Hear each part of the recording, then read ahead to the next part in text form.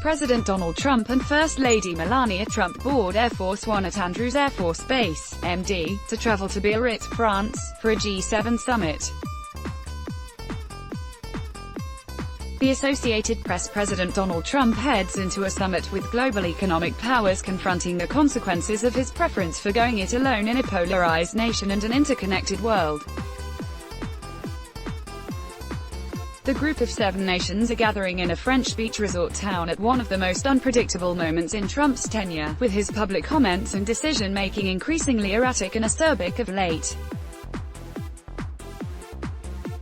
Trump, growing more isolated in Washington over his pugnacious ways, faces an even icier reception on the world stage, where a laundry list of geopolitical challenges awaits.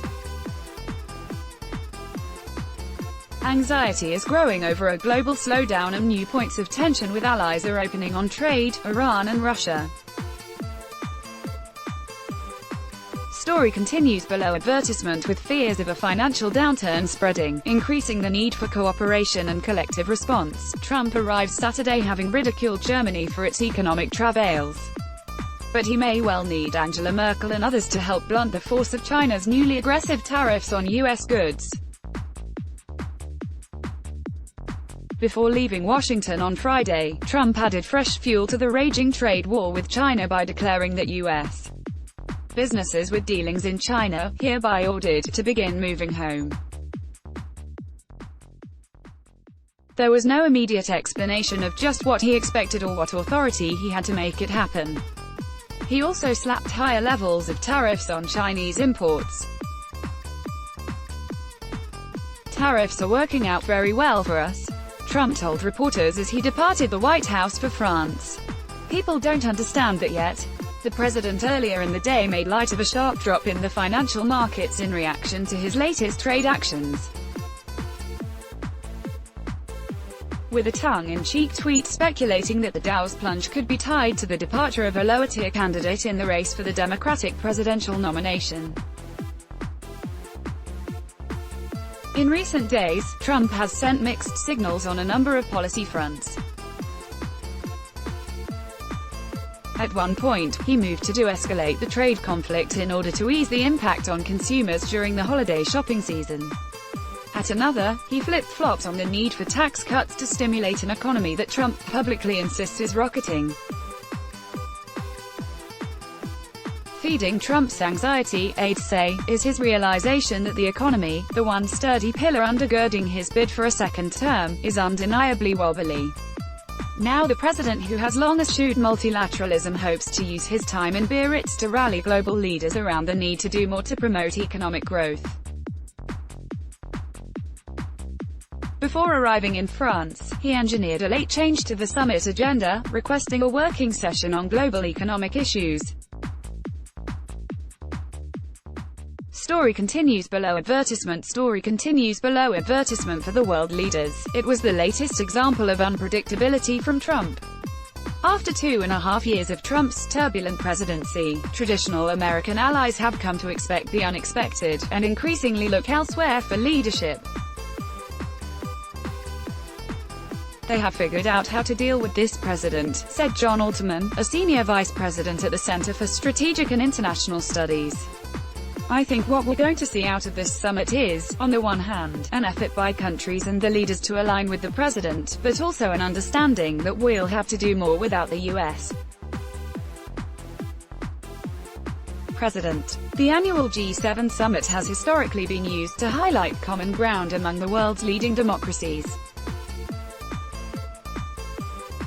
But in a bid to work around Trump's impulsiveness, French President Emmanuel Macron has eschewed plans for a formal joint communiqué from this gathering.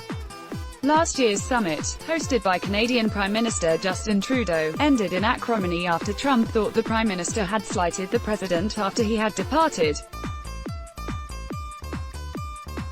Trump then tweeted insults at Trudeau from aboard Air Force One as he flew to a summit with North Korea's Kim Jong-un and withdrew his signature from the statement of principles that all 7 nations had agreed to. At his first G7 summit in 2017, Trump's strong feelings against climate change roiled the gathering in Italy. Story continues below. Advertisement. Trump has made his America First priorities clear at every turn. At a recent campaign rally in New Hampshire, the crowd roared with approval when Trump declared, "I'm the President of the United States of America. I'm not the President of the world." Addressing the global slowdown isn't the only pressing challenge that Trump has discovered requires multilateral action. For more than a year, his administration has struggled with persuading European leaders to repatriate captured fighters from the Islamic State. To date, his entreaties have been met with deaf ears. Altman and Heather Conley, the Europe expert at CSIS, both said Macron appeared to be trying to fill the void left by Trump on the world stage, noting the French leader's recent efforts to try to reduce tensions between the US and Iran. Many of the summit proceedings will take place behind closed doors, in intimate settings designed for the leaders to develop personal relationships with one another. Story continues below. Advertisement. Trump, White House aide said, is especially looking forward to his sit-down with new British Prime Minister Boris Johnson, the similarly brash pro-Brexit leader whose election he backed. On the margins of the annual gathering, Trump has scheduled individual meetings with several of his counterparts, including Macron, Trudeau, Merkel, Japanese Prime Minister Shinzo Abe and Indian Prime Minister Narendra Modi. Also on the agenda will be the clashes between police and pro-democracy protesters in Hong Kong, Iran's renewed nuclear enrichment and interference with shipping in the Strait of Hormuz, and the Islamic State prisoners who are currently imprisoned by American-backed Kurdish forces in Syria. Increasingly fearful of an economic slowdown's potential to diminish his 2020 electoral chances, Trump was expected to press his fellow leaders about what can be done to spur growth in the U.S. and abroad, as well as to open European, Japanese and Canadian markets to American manufacturers and producers. Trump has imposed or threatened to impose tariffs on all three markets in his pursuit of free, fair and reciprocal trade.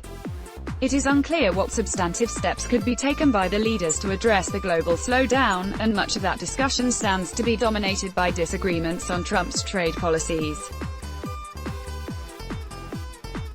While on French soil, Trump also intends to raise with Macron and the other leaders the issue of a digital services tax that France has imposed on major technology companies like Google and Facebook, despite Trump's threats to slap back with retaliatory tariffs on French wine.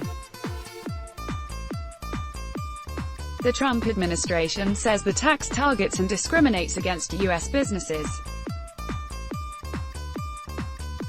Story continues below. Advertisement. As he headed for France, the president got in a dig at the host nation, saying of the tax, "It's very unfair. And if they do that, we'll be taxing their wine or doing something else. Let's block ads." Why?